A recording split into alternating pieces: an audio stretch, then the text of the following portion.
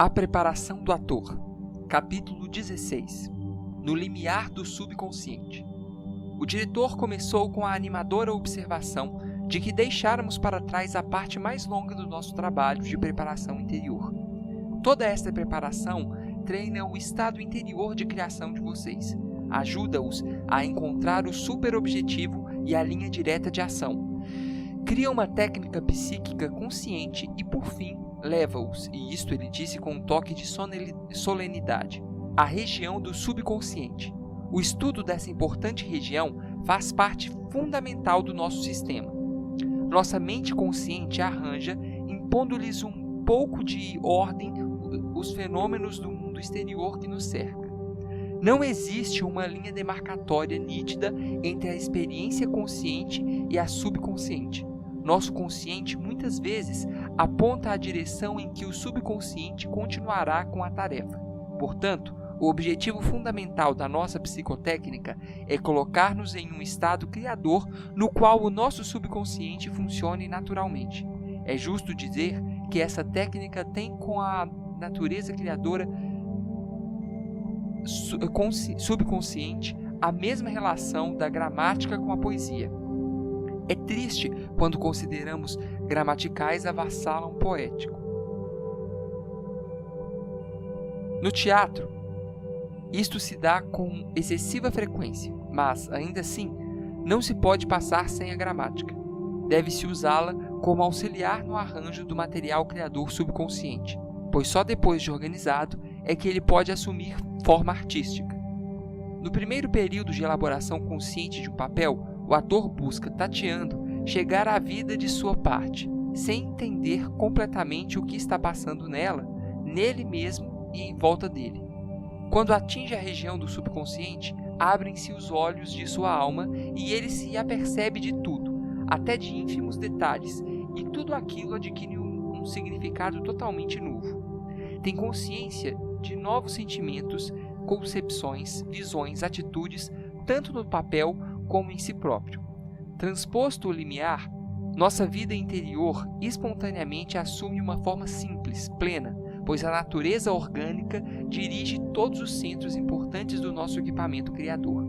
A consciência dada sabe disso tudo. Nem mesmo os nossos sentimentos sabem o caminho nessa região. E, entretanto, sem eles a verdadeira criatividade é impossível. Eu não lhes dou nenhum método técnico para adquirir controle do subconsciente. Só posso ensinar um método direto de abordá-lo e se renderem ao seu poder. Vemos, ouvimos, entendemos e pensamos diferentemente antes e depois de transpormos o limiar do subconsciente. Antes, temos sentimentos verossímeis. Depois, sinceridade de emoções. Aquém dele, temos a simplicidade de uma fantasia limitada. Além, a simplicidade da imaginação maior.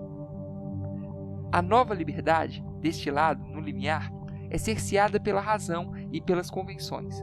Do lado de lá, nossa liberdade é atrevida, voluntariosa, ativa, marchando sempre avante. Lá o processo criador é diferente cada vez que se repete. Recorda-me o litoral oceânico. Ondas grandes e pequenas jogam-se sobre a areia. Umas brincam ao redor dos nossos tornozelos, outras chegam-nos até o joelho ou nos derrubam, ao passo que as maiores chegam-nos para o mar alto e eventualmente nos atiram novamente à praia. Às vezes, a corrente do subconsciente mal toca o ator e logo se retrai. Outras envolve-lhe todo o ser, levando-o para as profundezas até que, afinal, joga-o de novo à costa da consciência. Tudo o que estou dizendo agora está no reino da emoção, não do da razão. É mais fácil sentirem o que digo do que entenderem. Portanto, virá mais ao caso se, em vez de lhe dar longas explicações, eu lhes contar um episódio real, da minha própria vida, que me ajudou a captar as sensações do estado que estou descrevendo. Certa noite, numa festa em casa de amigos, fazíamos várias brincadeiras e, por pilhéria, resolveram operar-me. Trouxeram mesas, uma para a operação e outra com supostos instrumentos cirúrgicos. Penduraram-se lençóis, trouxeram ataduras, bacias, muitas vasilhas. Os cirurgiões envergaram aventais brancos e eu fui metido numa camisola de hospital. Estenderam-me na mesa operatória e vendaram meus olhos. O que me perturbava era a atitude extremamente solícita dos médicos. Tratavam-me como se eu tivesse desenganado, e tudo o que faziam era com a maior gravidade. Súbito, a ideia me riscou pelo cérebro. E se eles me abrirem mesmo? A incerteza e a demora afligiam-me. O meu senso auditivo aguçou-se e tentei não perder sequer o menor ruído. Ouvia-os por toda parte, cochichando, despejando água, fazendo tilintar os instrumentos. Volta e meia, uma grande bacia retumbava, lembrando o dobre de algum sino fúnebre. "Comecemos", sussurrou alguém. Seguraram com firmeza meu pulso esquerdo. Senti uma dor surda e depois três fortes espetadelas. Tive de estremecer. Esfregaram no meu pulso uma coisa áspera que ardia e depois o envolveram com ataduras. Eu ouvia o rumor de pessoas que entregavam objetos ao cirurgião. Afinal, após uma pausa, puseram-se a falar alto, riram, cumprimentaram-me. Desvendaram-me os olhos e vi, aconchegado em meu braço esquerdo, um recém-nascido, feito com a minha mão toda enfaixada. Nas costas de minha mão, eles tinham pintado uma cara tola, infantil. Agora pergunto, os sentimentos que experimentei eram verdadeiros e verdadeira a minha crença neles, ou eram o que nós chamamos de verossímeis? Claro que não era uma verdade real e um real senso de fé, disse Tortsov, evocando suas sensações. Embora quase se possa afirmar que, para os fins do teatro, eu de fato vivi aquelas sensações, não houve, entretanto, nenhuma reta constante de crença no que eu passava. Era um vai-e-vem permanente entre a crença e a dúvida, as sensações verdadeiras e a ilusão de senti-las.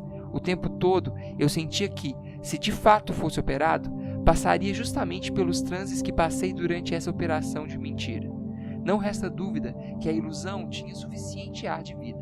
Eu sentia, de vez em quando, que minhas emoções eram exatamente as mesmas que teriam sido na realidade. Evocaram-me as sensações familiares da vida real. Tive até pressentimentos de que perdia os sentidos, se bem que por poucos instantes. Essas impressões desapareciam quase assim que surgiam, mas restavam vestígios da ilusão. E até hoje, estou convencido de que o que aconteceu aquela noite poderia acontecer na vida real.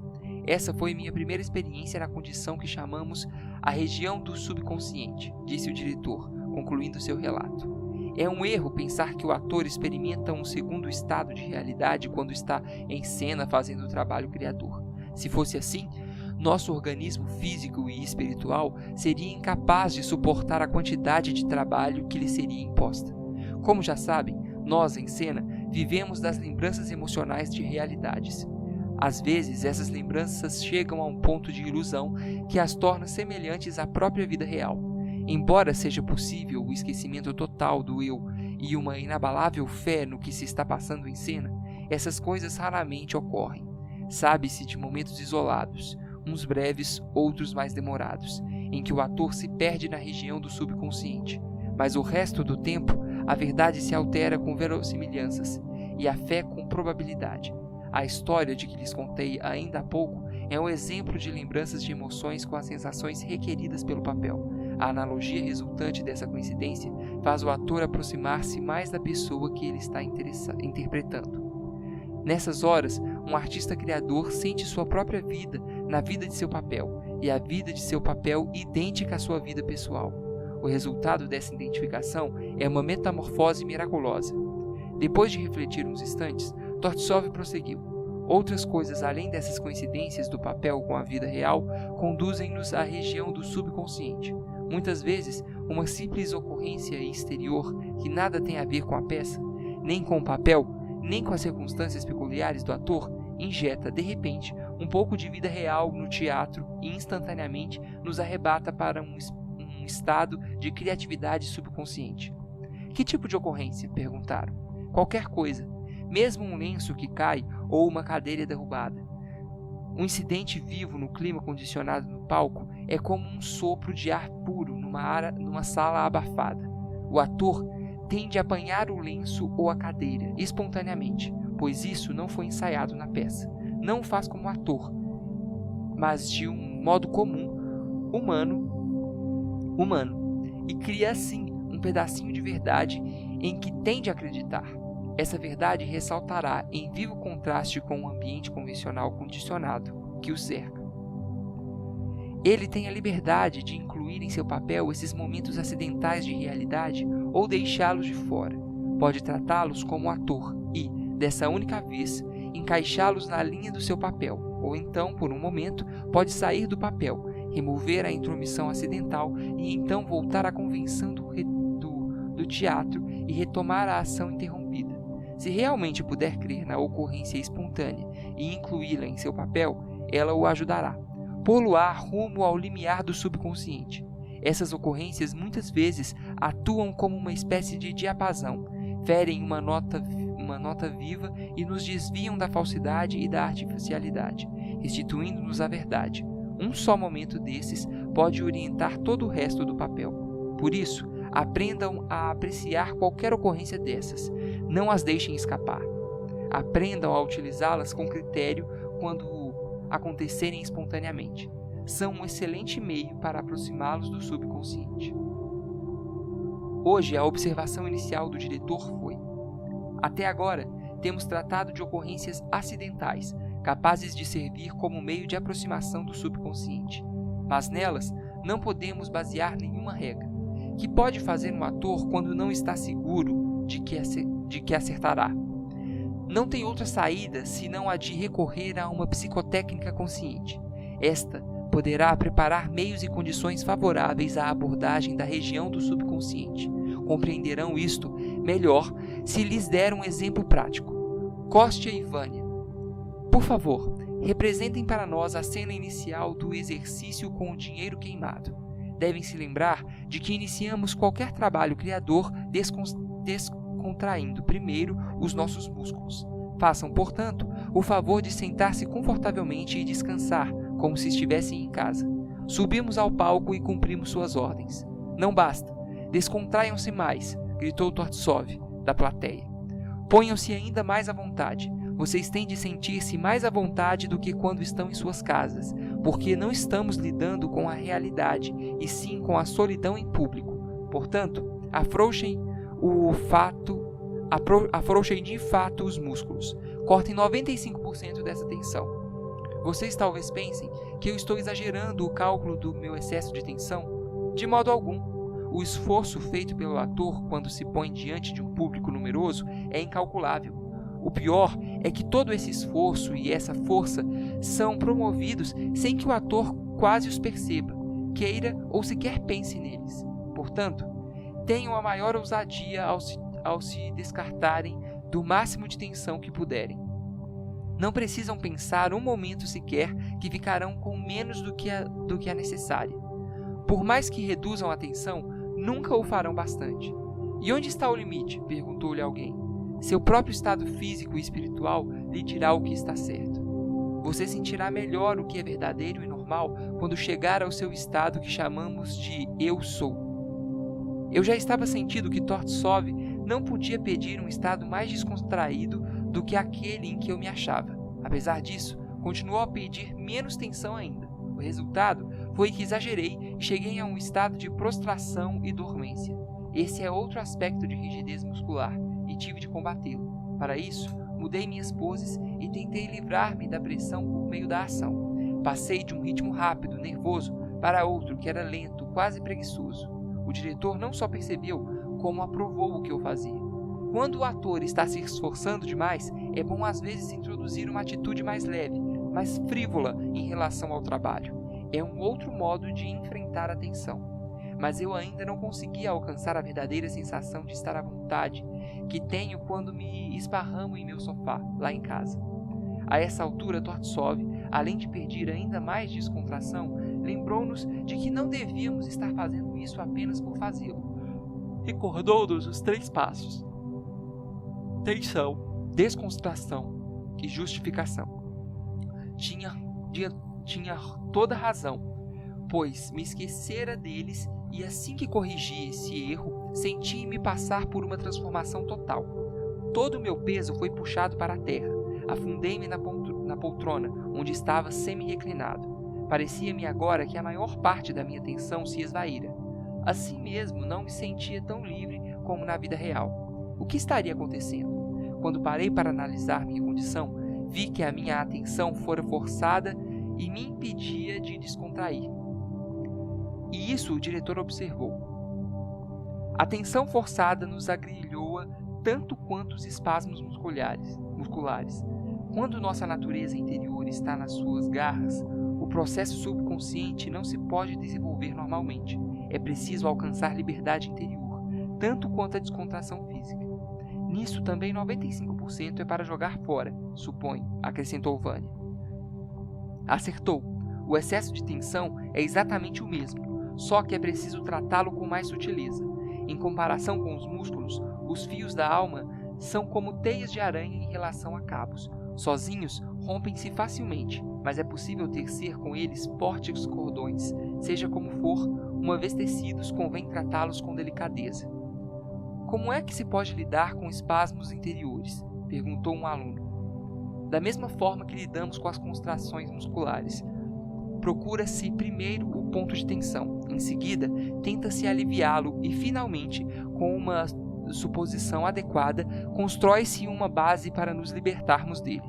Sirva-se do fato de que, neste caso, a sua atenção não pode se dispersar pelo teatro afora, mas está concentrada dentro de você. Dê-lhe algum objeto interessante, algo que ajude seu exercício. Dirija para algum objetivo ou ação atraente. Comecei a repassar os objetivos do nosso exercício, todas as suas circunstâncias dadas. Revistei mentalmente todos os cômodos, e então o inesperado aconteceu. Vi-me numa sala desconhecida, onde nunca estivera antes. Havia um casal de velhos, os pais de minha mulher. Essa circunstância, para a qual eu não estava preparado, afetou-me e moveu-me, pois tornava mais complicadas as minhas responsabilidades. Mais 2 pessoas a sustentar com meu trabalho, 5 bocas a manter, sem contar comigo. Isto aumentava a importância do meu trabalho, da averiguação das contas amanhã, do meu próprio exame dos documentos, agora. Endireitei-me na poltrona, enrolando os dedos nervosamente, um pedaço de barbante. Isso foi ótimo, exclamou Tortsov aprovando. Isso foi, de fato, libertar-se da tensão. Agora posso crer em tudo o que você está fazendo e pensando, mesmo sem saber exatamente o que lhe vai pela mente. Ele tinha razão. Examinando meu corpo, verifiquei que os músculos estavam livres de contração. Era evidente que eu chegara à 3ª fase naturalmente, sentando-me ali e encontrando uma base real para o meu trabalho. Aí tem verdade real, fé nas suas ações, o estado que chamamos Eu Sou. Você está no limiar, disse-me Tortsov suavemente. Apenas não se apresse. Use sua visão interior para enxergar, do começo ao fim, cada coisa que fizer. Se for preciso, introduza uma nova suposição. Pare. Por que vacilou aí? Foi-me fácil voltar à trilha. Bastou-me dizer comigo. E se encontrarem um grande déficit nas costas? Isso acarretaria reexame de todos os livros e papéis. Que trabalho medonho! E ter de fazê-lo sozinho a esta hora da noite? Automaticamente, verifiquei o relógio. Eram 4 horas. Da tarde ou da madrugada? Presumi por um momento que fosse da madrugada. Excitei-me e, instintivamente, precipitei-me para a minha escrivaninha e pus-me a trabalhar com fulgor. Com o canto do ouvido, ouvi Tortsov fazer um comentário aprovativo e explicar aos estudantes que esse era o modo correto de abordar o subconsciente. Mas eu já não ligava para os incentivos. Não precisava mais deles porque estava de fato vivendo em cena e podia fazer qualquer coisa que quisesse. Evidentemente, o diretor, tendo atingido sua finalidade pedagógica, estava pronto para me interromper, mas eu queria continuar agarrado ao meu estado de espírito e prossegui. Ah, estou vendo, disse ele aos outros. É uma onda grande. E eu não estava satisfeito. Queria complicar minha situação ainda mais e acentuar minhas emoções. Por isso, acrescentei uma nova circunstância. Um substancial desfalque em minhas contas. Admitindo essa possibilidade, perguntei-me: o que é que eu faria? A simples ideia pôs-me o coração na boca. Agora está com a água pela cintura, comentou Tortsov. O que posso fazer? Disse eu, excitadíssimo. Tenho de voltar ao escritório. Corri para o vestíbulo. Lembrei-me então de que o escritório estava fechado. Por isso, voltei e fiquei andando de um lado para o outro, tentando reunir minhas ideias. Finalmente, sentei-me num canto escuro da sala para pensar no assunto. Podia ver, com os olhos do espírito, algumas pessoas severas examinando os livros e contando os fundos. Interrogavam-me, mas eu não sabia responder. Uma espécie de desespero obstinado me impedia de desabafar. Então, redigiram uma resolução fatal à minha carreira. Formaram grupos em torno de mim, cochichando. Fiquei apartado, um pária. Depois, em um inquérito, processo, demissão, confiscação dos bens, a perda do meu lar. Ele agora está no oceano do subconsciente, disse o diretor. Depois inclinou-se por sobre a ribalta e disse-me, brandamente, não se apresse, vá seguindo até o fim. Eu ouvia todas essas observações, mas não interferiam na minha vida em cena, nem me afastavam dela. A essa altura, minha cabeça nadava em agitação, pois meu papel e minha própria vida se mesclavam de tal modo que pareciam fundir-se um ao outro. Eu já não tinha a menor ideia de onde começava um e acabava o outro. Minha mão cessou de enrolar o barbante em meu dedo e fiquei inerte. É o próprio fundo do oceano, explicou Tortsov. Não sei o que passou dali por diante. Só sei que achei fácil e agradável executar toda sorte de variações.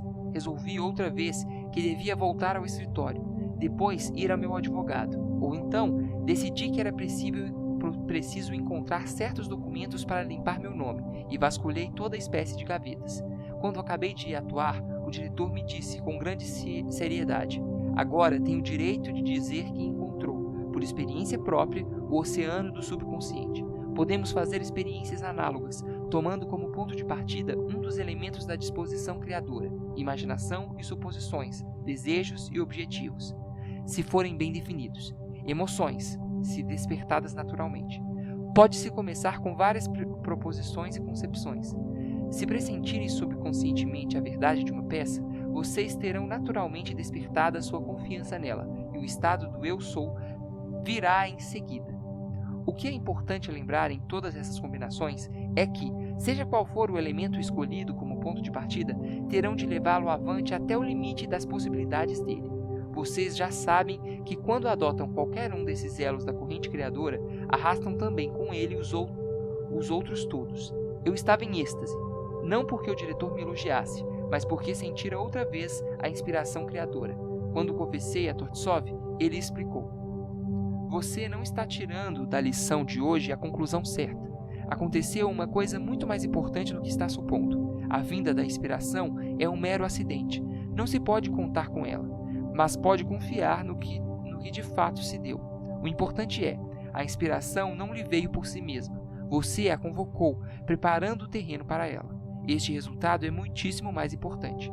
A conclusão satisfatória que podemos tirar desta aula é que vocês têm, agora, o poder de criar condições favoráveis ao nascimento da inspiração. Fixem, portanto, o pensamento naquilo que lhes desperta as forças motivas interiores, no que promove em vocês a disposição criadora.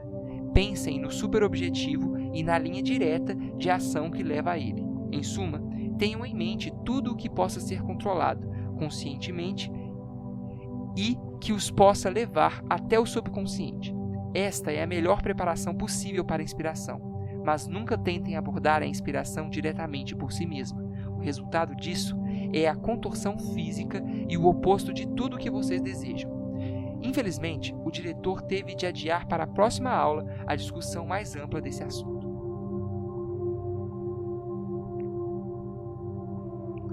3. Hoje, Tortsov prosseguiu com o sumário dos resultados da próxima aula. Começou.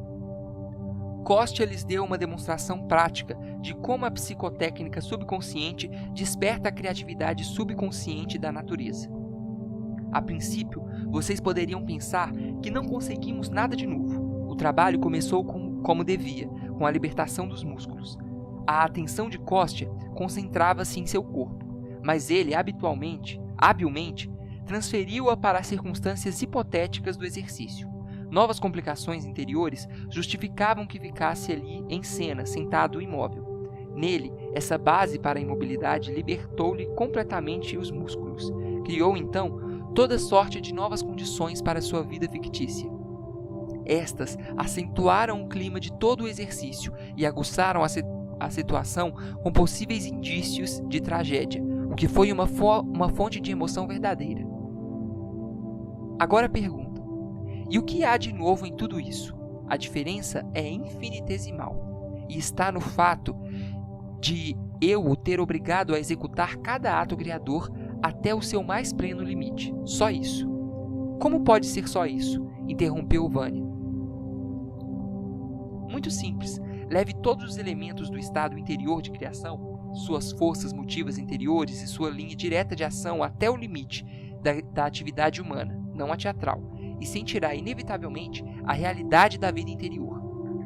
Mais ainda, não poderá deixar de acreditar nela.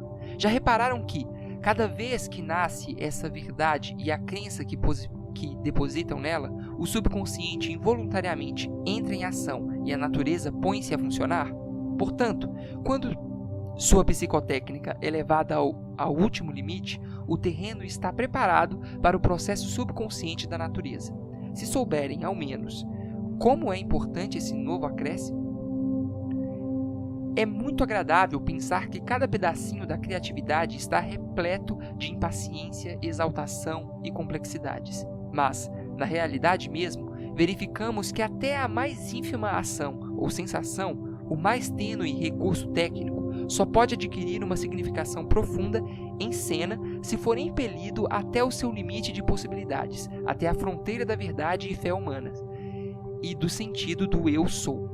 Atingido esse ponto, toda a sua conformação física e espiritual funcionará normalmente, tal como o faz na vida, e sem considerar a condição especial de vocês terem de executar seu trabalho criador em público. Trazendo principiantes como vocês até o limiar do subconsciente, adoto um ponto de vista diametralmente oposto ao de muitos professores. Creio que devem contar com essa experiência e utilizá-la quando estiverem elaborando seus elementos interiores e seu estado interior de criação em todos os treinos e exercícios. Quero que sintam, desde o início, ainda que por breves períodos, aquela sensação feliz que os atores têm quando suas faculdades criadoras estão funcionando de fato e subconscientemente. Mais ainda, isto é uma coisa que têm de aprender por intermédio de suas próprias emoções e não por qualquer processo teórico. Aprenderão a amar esse estado e a lutar constantemente por atingi-lo. Acho que é fácil compreender logo a importância do que nos disse agora, observei, mas não foi bastante longe. Por favor, dê-nos agora os meios técnicos para que possamos levar qualquer dos elementos até o seu último limite. Com todo prazer. Por um lado, vocês têm de descobrir quais são os obstáculos e aprender a lidar com eles. Por outro, terão de ir atrás do que quer que possa facilitar esse processo. Discutirei primeiro as dificuldades. A mais importante, como sabe, é a circunstância anormal em que o ator efetua seu trabalho criador. Tem de ser feito em público.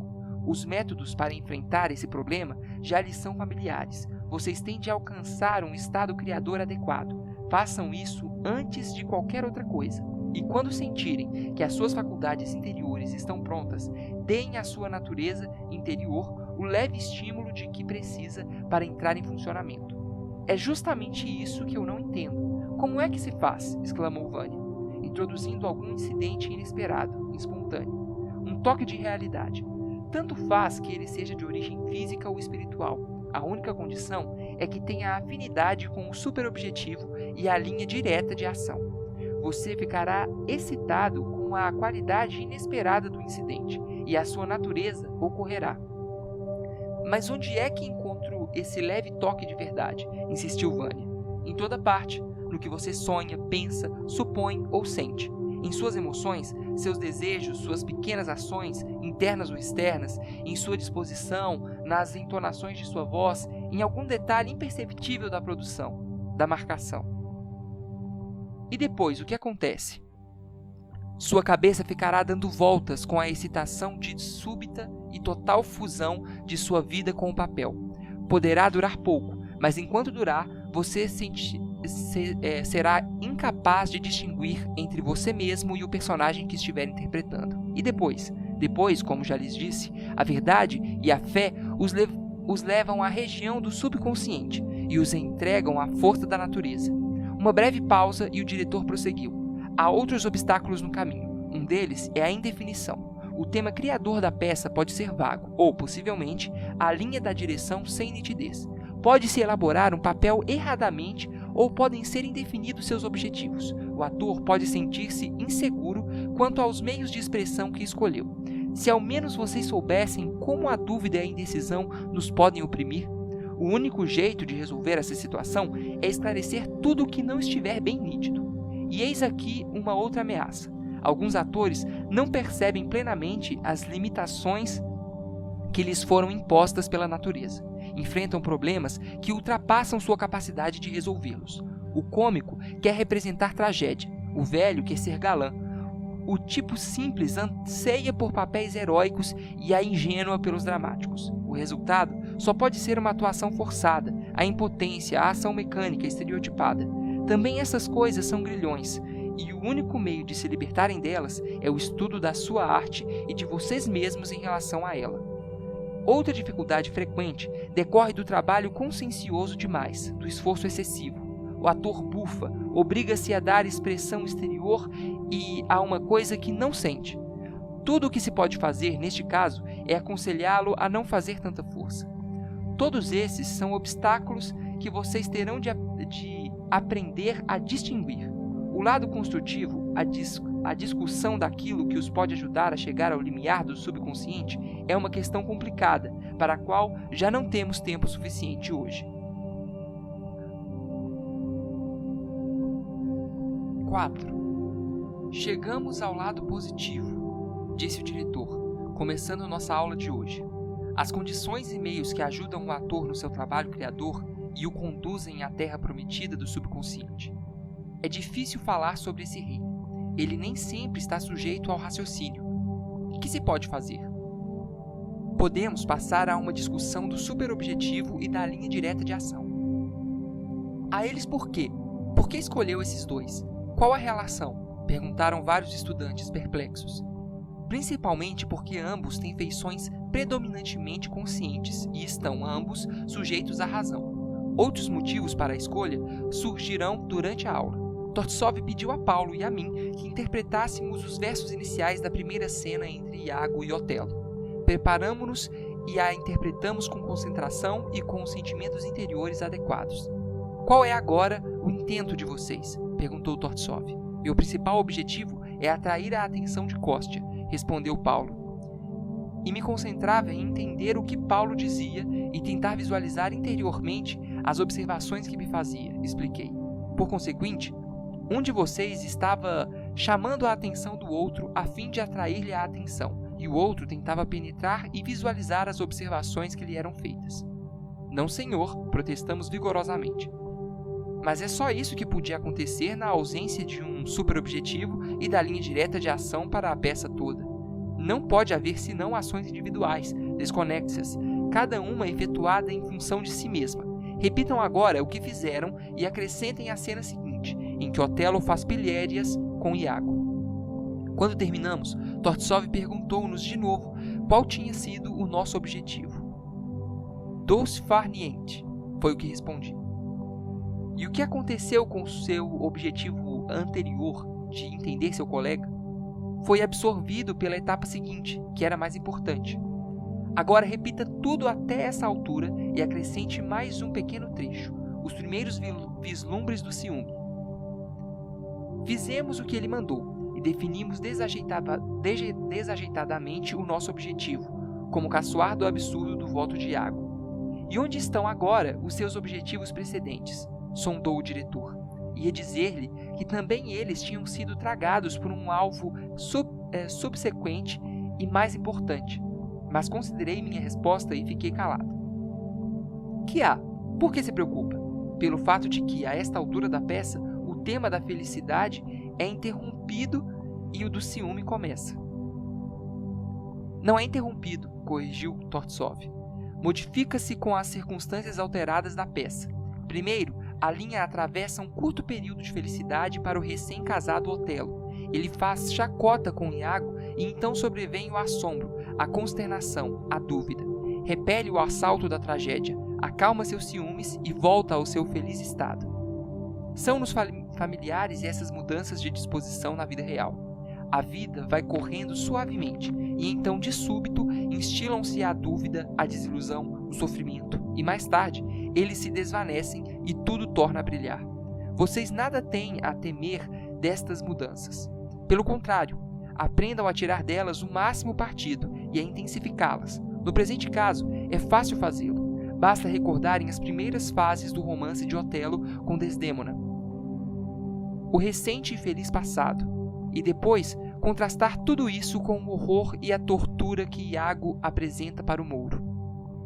Não percebo. O que vamos evocar no passado deles? Perguntou Vânia.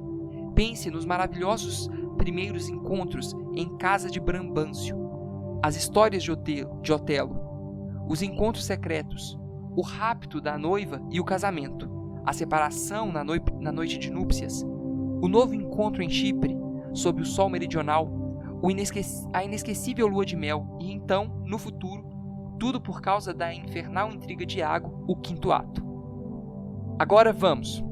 Repassamos toda a cena até o célebre juramento de Iago, pelo céu e pelas estrelas, de que consagraria sua mente, vontade e sentimentos, seu tudo a serviço do enganado Otelo.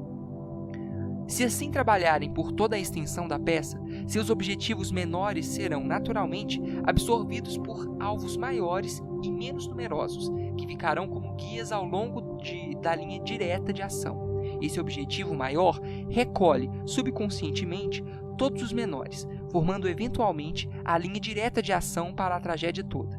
Depois, a discussão girou em torno de qual seria o nome certo para o primeiro grande objetivo. Ninguém, nem mesmo o diretor, podia resolver a questão. Isto, naturalmente, não era de surpreender, pois o objetivo verdadeiro, vivo, não pode ser achado logo, e por um processo puramente intelectual. Não obstante, na falta de melhor, acabamos escolhendo mesmo para ela um nome desajeitado. Quero idealizar Desdémona, dedicar toda a minha vida a servi-la. Refletindo sobre este objetivo maior, vi que me ajudava a intensificar toda a cena, bem como outras partes do papel. Isso eu sentia cada vez que começava a amoldar qualquer ação visando a meta final, a idealização de Desdémona. Todos os outros objetivos interiores perdiam a importância. Vejamos, por exemplo, o primeiro: tentar compreender o que Iago está dizendo. Por que razão? Ninguém o sabe. Por que tentar quando está perfeitamente claro que Otelo ama? Não pensa em ninguém senão nela, e não quer falar de mais ninguém. Assim, todas as indagações e pensamentos que a ela se refiram são-lhe necessários e agradáveis. Vejamos, depois, nosso segundo objetivo, dulce far niente. Já não é necessário nem certo. Falando, o mouro se ocupa de algo importante e vital para ele, e o motivo é, ainda uma vez, o seu anseio de idealizá-la. Depois do primeiro voto de Iago, penso que Otelo riu. Era-lhe agradável pensar que mancha alguma poderia tocar sua divindade cristalina. Esta convicção pô-lo num alegre estado de espírito e intensificou-lhe a veneração por ela. Por quê? Pelo mesmo motivo de antes. Melhor que nunca, percebi como foi gradual o avanço do ciúme sobre ele, quão imperceptivelmente a fé em seu ideal se foi enfraquecendo, e como cresceu e fortificou-se a constatação de que a maldade, a depravação e uma astúcia de serpente podiam se encerrar em forma tão angélica. Onde estão seus objetivos precedentes? Inquiriu o diretor. Foram todos tragados por nossa preocupação com um ideal perdido. Que conclusão podem tirar do trabalho de hoje? Perguntou, e logo passou a responder-se. Fiz com que os atores nesta cena, entre Otelo e Iago, sentissem por si mesmos, na prática, o processo pelo qual os objetivos maiores absorvem os menores. Agora Kostia e Paulo sabem que a meta mais distante nos atrai para longe da que está mais perto. Entregues a si mesmos, esses objetivos menores passam naturalmente a ser guiados pela natureza e pelo subconsciente. Este processo é fácil de entender. Quando o ator se entrega à perseguição de um objetivo maior, ele o faz totalmente. Nesses momentos, a natureza fica livre para agir de acordo com as suas próprias necessidades e desejos. Em outras palavras, Kostya e Paulo já sabem agora, por experiência própria, que o trabalho criador do ator enquanto está em cena é de fato, no todo ou em parte, uma expressão de seu subconsciente criador. O diretor refletiu algum tempo e acrescentou: vocês verão esses objetivos maiores passarem por uma transformação semelhante à dos menores, quando o superobjetivo suplanta todos os demais. Eles vão se encaixando em seus respectivos lugares como passos para uma meta final que abrange tudo, passos que, em grande parte, serão dados subconscientemente. A linha direta de ação, como sabem, é composta de uma série de grandes objetivos. Se vocês avaliam os muitos objetivos menores, transformados em ações subconscientes que eles contêm, reflitam sobre a extensão das atividades subconscientes que confluem para a linha direta de ação à medida que ela atravessa a peça toda, dando-lhe um estimulante poder de influenciar indiretamente o nosso subconsciente. 5. A força criadora da linha direta de ação varia na razão direta da força de atração do superobjetivo. Isso não só confere ao superobjetivo um lugar de importância primordial em nosso trabalho, mas também nos obriga a dispensar uma atenção especial à sua qualidade. Há muitos diretores experientes capazes de definir de cara um superobjetivo porque conhecem a jogada e já moram nela há muito tempo. Mas para nós, eles não servem. Há outros diretores e dramaturgos que desenterram um tema central puramente intelectual. Será inteligente e certo, mas carecerá de encanto para o ator. Pode servir de guia, mas não como força criadora. Para determinar o tipo estimulante de superobjetivo que precisamos para despertar a nossa natureza interior, vou fazer uma série de perguntas e respondê-las. Pode-se usar um superobjetivo que não esteja certo do ponto de vista do autor, mas que, apesar disto, é fascinante para nós atores? Não. Isto não só é inútil, como perigoso. Só pode desviar os atores de seus papéis e da peça. Pode-se usar um tema principal que seja unicamente intelectual? Não um produto seco da razão dura. É essencial, entretanto, um superobjetivo consciente, derivado de um raciocínio inteligente e criativo. E um objetivo emocional é-nos absolutamente indispensável, tão indispensável como o ar e a luz do sol. É um objetivo baseado na vontade, que envolve todo o nosso ser espiritual e físico. É necessário. Que se pode dizer de um superobjetivo que atrai nossa imaginação criadora, absorve toda a nossa atenção, satisfaz nosso sentimento de verdade e dá fé a todos os elementos da nossa disposição interior? Qualquer tema assim, capaz de pôr em ação nossas forças motivas interiores, é o mesmo que comida e bebida para nós, em nossa função de artistas. Por conseguinte, o que precisamos é um superobjetivo que se harmonize com as intenções do autor e, ao mesmo tempo, desperte repercussão na alma dos atores. Isso significa que temos de procurá-lo não só na peça, mas também nos próprios atores. Mais ainda, o mesmo tema, no mesmo papel, marcado para todos os atores que o interpretam, provocará em cada um deles uma expressão diferente. Tomemos um objetivo perfeitamente simples, realista, como, por exemplo, quero ficar vivo. Pensem na variante de sutis motivos, métodos e concepções que se podem incluir na ideia da riqueza e de como obtê-la. Há também, nesse problema, tanta coisa que é individual e não está sujeita à análise consciente. Vejamos, depois, um superobjetivo mais complicado, como o que está na raiz de uma peça simbolista, de Ibsen, ou impressionista, de Maeterlinck, e verificaremos que nele o elemento subconsciente é incomparavelmente mais profundo, complexo e individual. Todas essas reações individuais são muito importantes, dão colorido e vida à peça. Sem elas, o tema principal seria inerte e árido, o que dá a um tema esse encanto intangível que o faz contagiar todos os atores que representam o mesmo papel. Em grande parte, é algo que não se pode dissecar, pois que se ergue do subconsciente com a qual deve se manter estreita relação.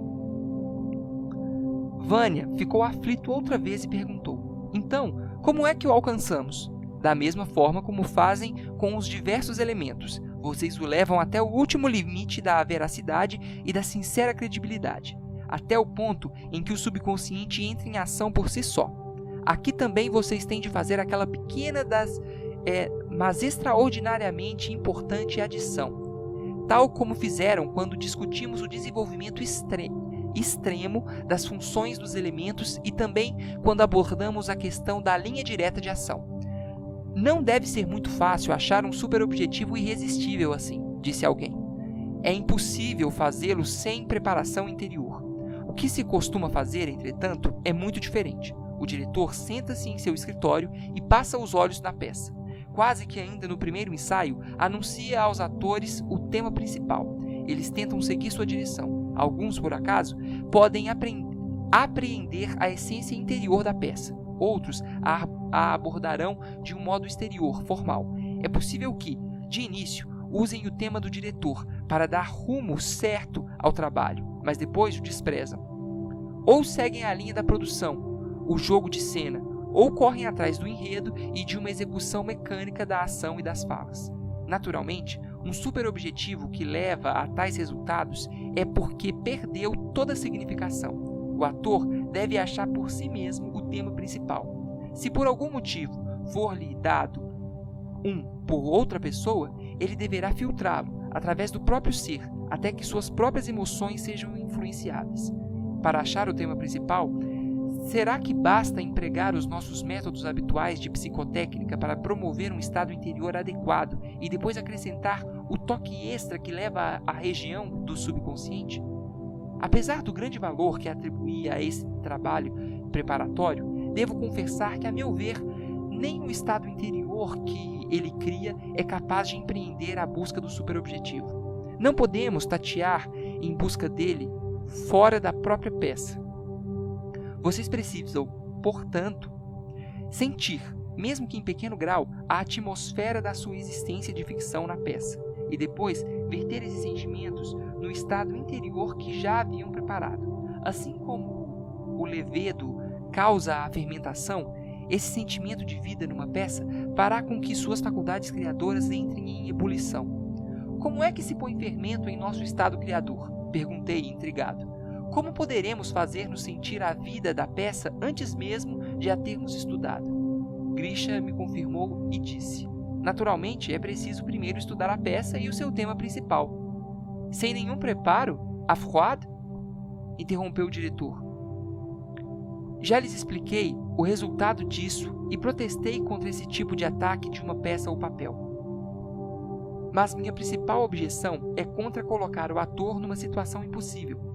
Não se deve alimentá-lo à força com ideias, concepções, lembranças emocionais ou sentimentos de outrem. Cada indivíduo tem de viver suas próprias experiências.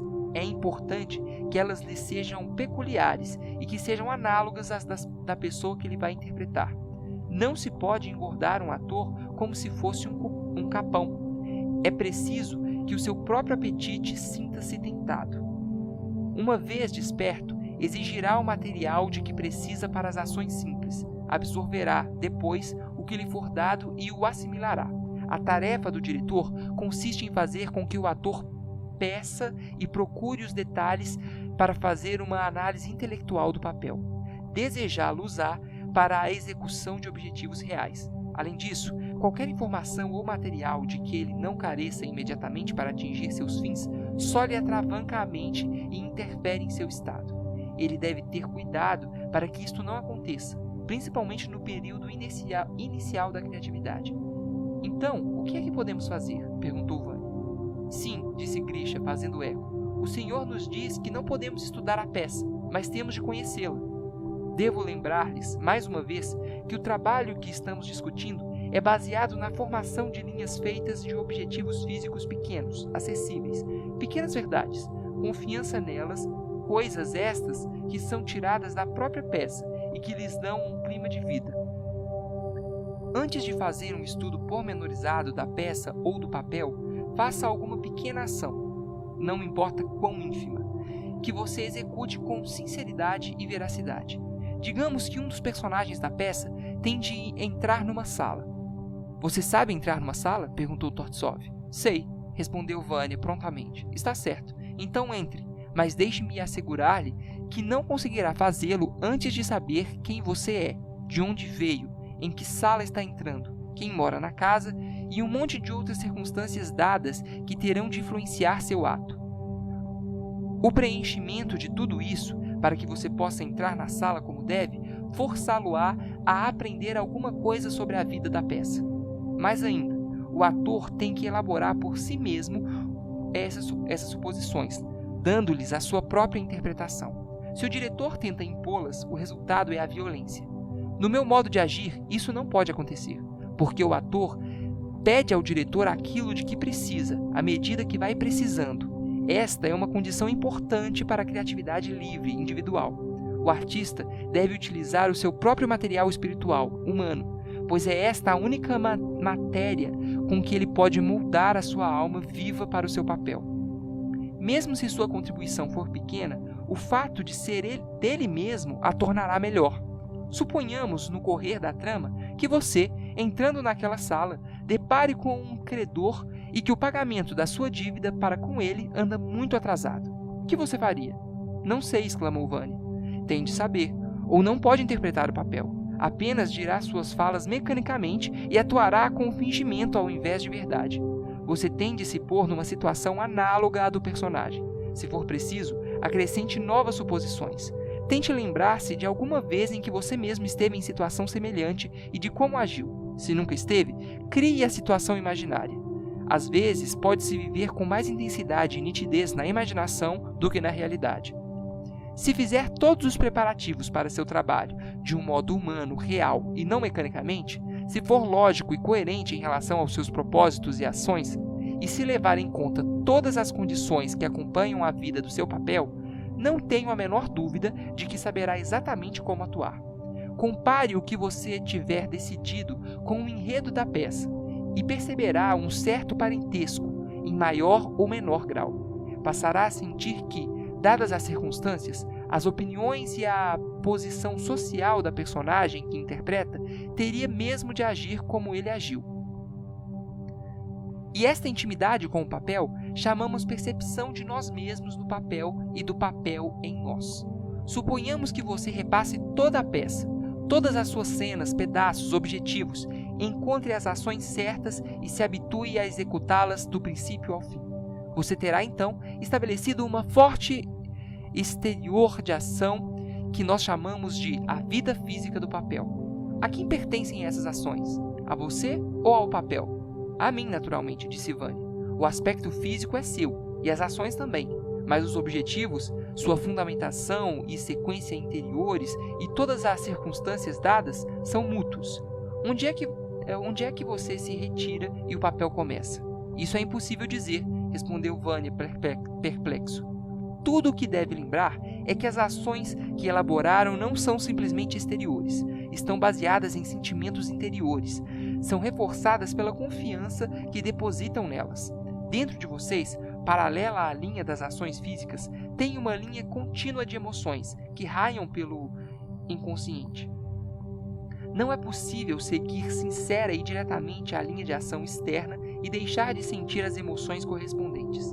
Vânia fez um gesto de desespero. Estou vendo que você já tem a cabeça confusa.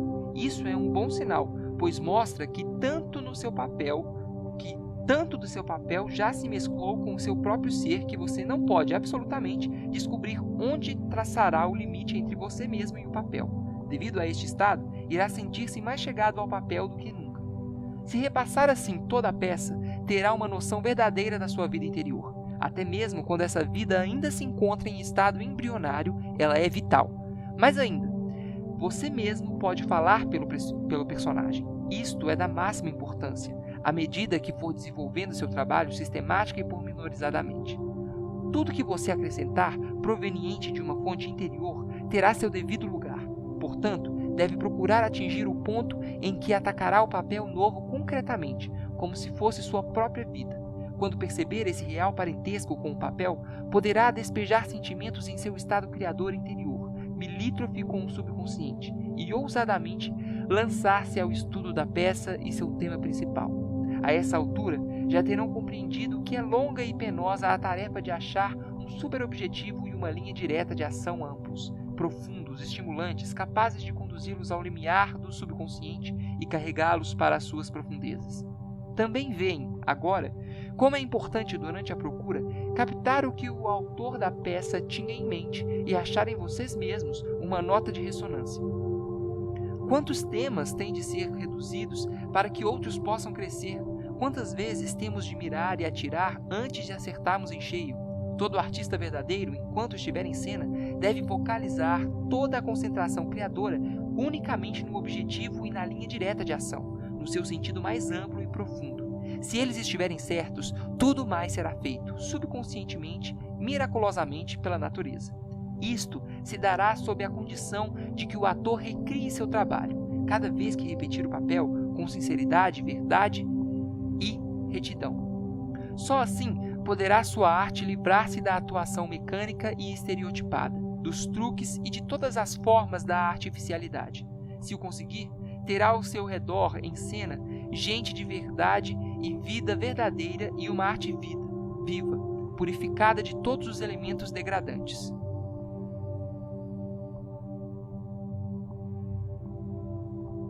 Seis. Vamos mais longe ainda, exclamou o diretor ao começar a aula. Imaginem algum artista ideal que resolveu consagrar-se a um único e grande objetivo na vida: exaltar e entreter o público com uma elevada forma de arte, expor as belezas ocultas espirituais da obra dos gênios poéticos.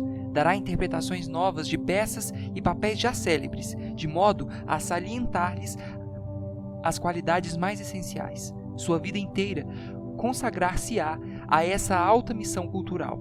Outro tipo de artista poderá usar seu êxito pessoal para transmitir às massas suas próprias ideias e sentimentos. As grandes pessoas podem ter uma variedade de altos propósitos. No caso deles, o superobjetivo de qualquer produção isolada será apenas um passo para a consumação de uma importante meta vital, que chamaremos de objetivo supremo, e sua execução de suprema linha direta de ação.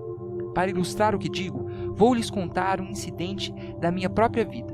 Há muito tempo, quando nossa companhia estava em São Petersburgo, em excursão, fiquei no teatro até tarde por causa de um ensaio mal sucedido, mal preparado. A atitude de alguns dos meus colegas me amolara. Saí cansado e irritado. De repente, vi-me no centro de uma multidão, na praça em frente ao teatro. Havia fogueiras acesas, pessoas sentadas em tamburetes de campanha, semi-adormecidas na neve, algumas amontoadas sobre uma tenda que as resguardava do frio e do vento. Essa quantidade extraordinária de gente, havia milhares, esperava a manhã e a abertura da bilheteria. Fiquei profundamente abalado.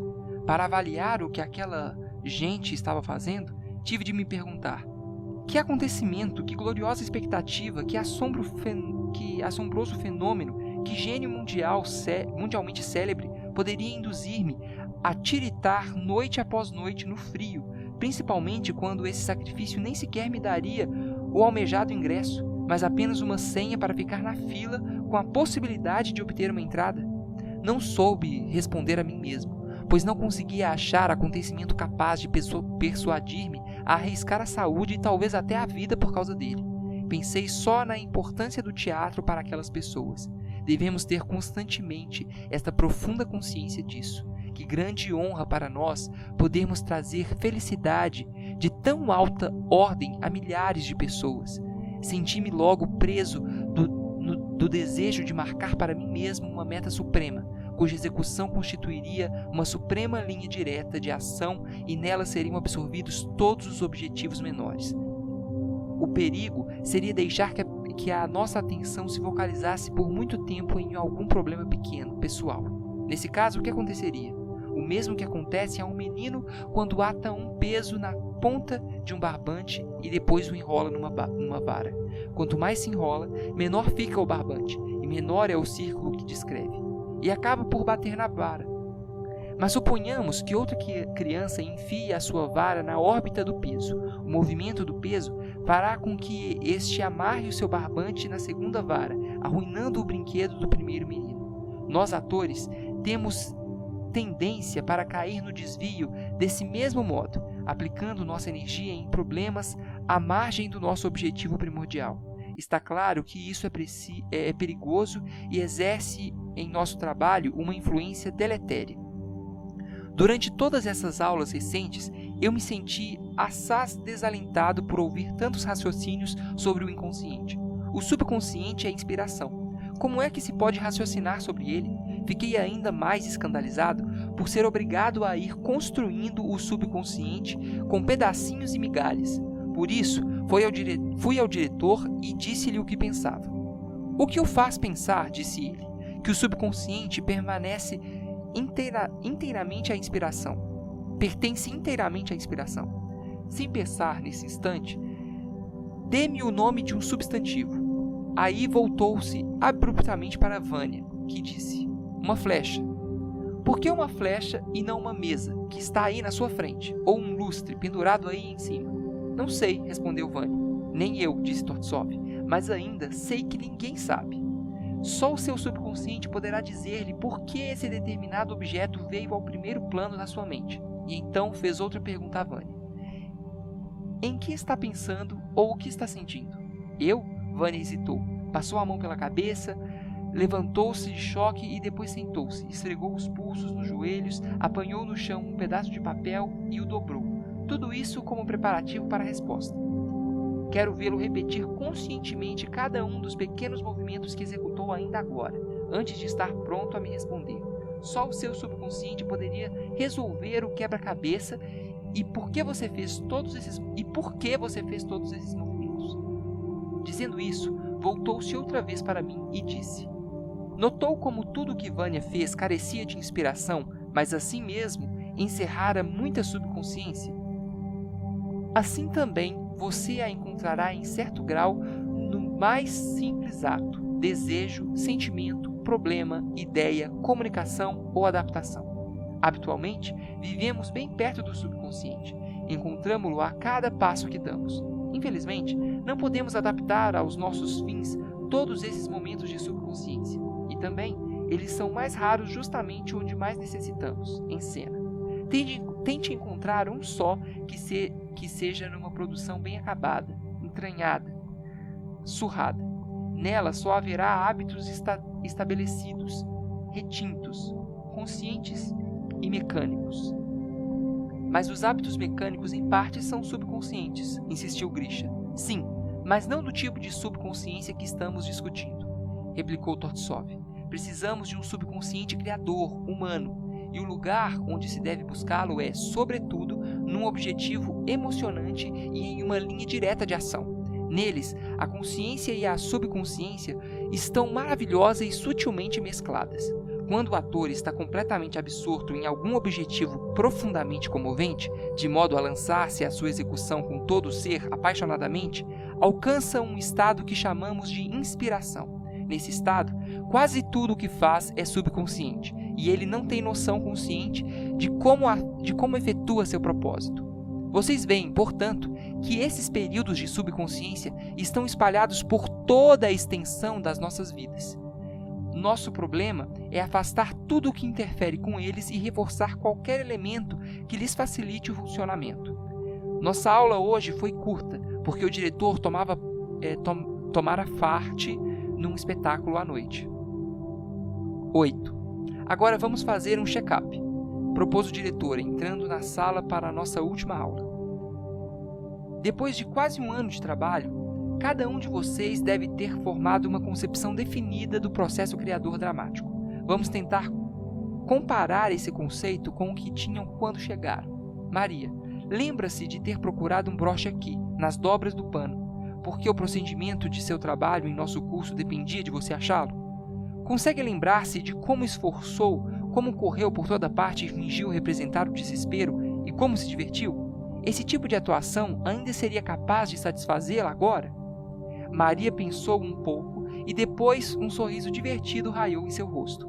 Afinal, meneou a cabeça, achando graça evidente na evocação de seus ingênuos modos de outrora. Viu? Está rindo. E por quê? Por que está rindo? Porque costumava representar em geral, tentando atingir sua meta com uma investida direta. Não é de surpreender que só tenha conseguido dar uma imagem exterior e errônea dos sentimentos da pessoa que interpretava. E agora, lembre-se do que sentiu quando representou a cena com a criancinha enjeitada e se viu embalando uma criança morta. Depois, diga-me se, comparando sua disposição interior nesta cena com o exagero de antes, está satisfeita com o que aprendeu aqui, durante este curso. Maria ficou pensativa. Sua expressão foi primeiro séria e depois sombria. Por um momento, houve em seus olhos um lampejo de pavor, e depois ela acenou com a cabeça, afirmativamente. Agora você já não está rindo, disse Tortsov. De fato, a simples lembrança daquela cena quase lhe arrancou lágrimas. Por quê? Porque ao criar essa cena, você seguiu um caminho totalmente diverso. Não se atirou em assalto direto aos sentimentos dos espectadores, plantou as sementes e deixou que frutificassem. Seguiu as leis da natureza criadora. Mas é preciso saber como induzir esse estado dramático. Sozinha, a técnica é incapaz de criar uma imagem na qual vocês possam acreditar e a qual tanto vocês quanto os espectadores possam se entregar totalmente. Compreendem, portanto, que a criatividade não é um truque de técnica. Não é, como pensavam, uma reprodução exterior de imagens e paixões. O nosso tipo de criatividade é a concepção e o nascimento de um novo ser, a pessoa do papel. É um ato natural, semelhante ao nascimento de um ser humano. Se seguirem cada coisa que se passa na alma do ator durante o período em que ele se põe a viver seu papel, concordarão que minha analogia é justa. Cada imagem dramática e artística criada em cena é única e, exatamente como acontece na natureza, não pode ser repetida. Como com os seres humanos, há uma fase embriônica, análoga. No processo criador, há o pai, que é o autor da peça, a mãe, o ator, prenhe do papel, e a criança, o papel que vai nascer. Já a fase inicial, quando o ator começa a conhecer seu papel. Depois ficam mais íntimos, brigam, fazem as pazes, casam-se e concebem. Nisso tudo, o diretor vai ajustando o processo, feito uma espécie de casamenteiro. Os atores, nessa fase, são influenciados por seus papéis que lhes afetam a vida cotidiana. A propósito, o período de gestação de um papel é pelo menos tão prolongado como o de um ser humano, e frequentemente muito mais demorado. Se analisarem esse processo, ficarão convencidos de que a natureza orgânica é regida por leis, quer esteja criando um fenômeno biologicamente, quer imaginativamente. Vocês só poderão se extraviar se não compreenderem essa verdade, se não tiverem confiança na natureza, se tentarem inventar novos princípios, novas bases, nova arte. As leis da natureza se impõem a todos. Ai de quem as infringir.